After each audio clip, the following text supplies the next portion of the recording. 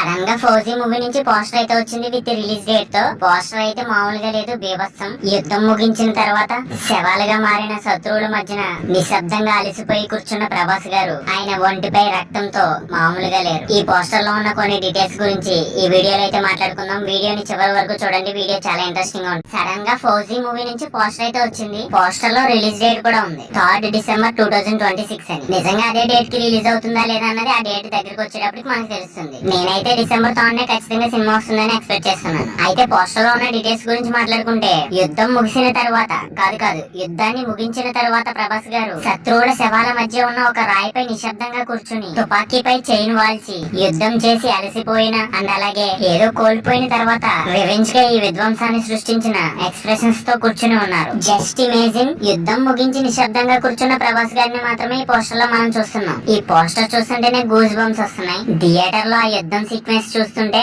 ఏ range లో ఉంటుంది ఊహించుకుంటుంటేనే excitement గా ఉంది కదా. మీరు బాగా అబ్జర్వ్ చేస్తే ప్రభాస్ గారు జంజం వేసుకుని షర్ట్ లేకుండా ఓన్లీ తెల్ల పంచెతో ఒళ్ళంతా శత్రువుల రక్తంతో విధ్వంసాన్ని సృష్టించిన ఒక యోధుల్లా కనిపిస్తున్నారు. అండ్ అలాగే ప్రభాస్ గారికి హెయిర్ కూడా ఎక్కువగానే ఉంది. అండ్ అలాగే మీరు ఈ పోస్టర్ లో ఉన్న ఫౌజీ అనే టైటిల్ ని బాగా అబ్జర్వ్ చేశారా? టైటిల్ మొత్తం సంస్కృత శ్లోకాలతో నిండి ఉంది. అలాగే బ్యాక్గ్రౌండ్ లో కూడా అక్కడక్కడ సంస్కృత పదాలు అయితే కనిపిస్తున్నాయి. అండ్ అలాగే పోస్టర్ మొత్తం నెంబర్స్ కూడా కనిపిస్తున్నాయి. ఆ డిజిట్స్ సీక్రెట్ కోడ్స్ అయి ఉండొచ్చా, లేకపోతే మిలిటరీ కమ్యూనికేషన్ కోడ్స్ అయి ఉండొచ్చా, లేదా ఇంటెలిజెన్స్ డాక్యుమెంట్స్ ని సూచించే సింబల్స్ అయి ఉండొచ్చా? ఇదంతా చూస్తుంటే మూవీలో స్పై ఎలిమెంట్స్ కూడా ఉండేలా ఉన్నాయి. అండ్ అలాగే పోస్టర్ మొత్తాన్ని మీరు బాగా అబ్జర్వ్ చేశారా? పోస్టర్ మొత్తం బూడిద రంగులో ఉంటే ఫౌజీ అనే టైటిల్ మాత్రం ఎరుపు రంగులో ఉంది. రక్తాన్ని, త్యాగాన్ని, యుద్ధాన్ని సూచించేలా డిజైన్ చేశారు. టైటిల్ పైన ఒక ట్యాగ్ లైన్ ఉంది, గమనించారా? ఏ బెటాలియన్ హూ ఫైట్స్ అలోన్ అంటే దాని అర్థం ఒక బెటాలియన్ ఒంటరిగా యుద్ధం చేస్తుందనే అర్థం. పోస్టర్ లో ఒక రౌండ్ స్టాంప్ కూడా కనిపిస్తుంది, గమనించారా?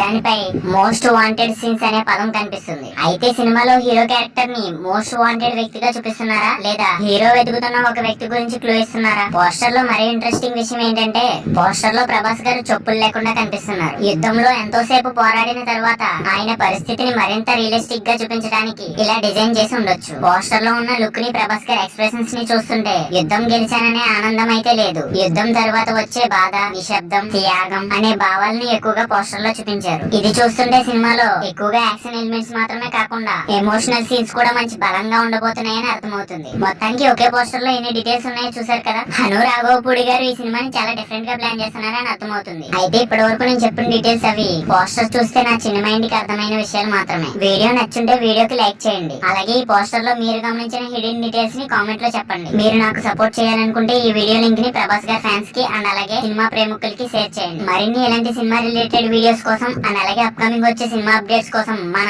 ఛానల్ ని సబ్స్క్రైబ్ చేయండి. వీడియో పెట్టగానే నోటిఫికేషన్ మీకు రావడం కోసం పక్కనున్న బెల్ ఐకాన్ ని యాక్టివేట్ చేయండి. Thanks for watching.